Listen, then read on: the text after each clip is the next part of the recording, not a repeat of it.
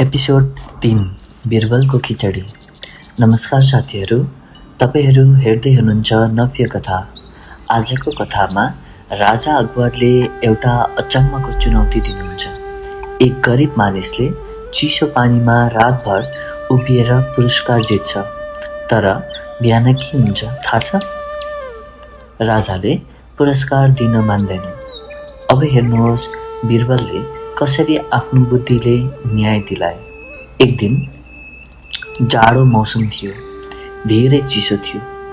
राजा अकबरले दरबारमा भने, के कसैले यो चिसो नदीमा रातभर उभिन सक्छ? यदि सक्छ भने म उसलाई ठुलो इनाम दिन्छु। सबै दरबारीहरू डराए, कसैले पनि हिम्मत गरेनन्। त्यही बेला एक गरिब मानिस अगाडि आयो। उसले भन्यो, म प्रयास गर्छु महाराज। राजाले सिपाहीहरूलाई आदेश दिए, यसलाई निगरानी गर। त्यो गरिब मानिस रातभर चिसो नदीमा उभियो।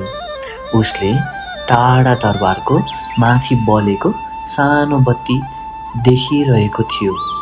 त्यो बत्तीले उसलाई हिम्मत दियो। बिहान भयो, ऊ सफल भयो। उत्साहित भएर ऊ दरबार गयो। महाराज, मैले चुनौती पुरा गरेँ। तर एक दरबारीले भन्यो, यो मानिसले टाढाको बत्तीको तातो लिएको छ, त्यसैले उसले जाडो सहन सक्यो। राजा अकबरले सोचे र भने, यदि तिमीले बत्तीको तातो लियौ भने तिमीले इनाम पाउँदैनौ।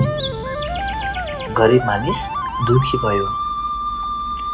त्यो खबर बिरबलसम्म पुग्यो। बिरबलले केही भनेनन्। भोलिपल्ट उनले राजालाई आफ्नै घरमा खाना खान बोलाए। राजा अकबर आए। राजाले सोधे, बिरबल, खाना किन तयार भएन? बिरबलले देखाए, भुइँमा सानो आगो बलेको थियो र धेरै माथि रुखको हाँगामा भाँडा झुन्डिएको थियो। राजा छक्क परे।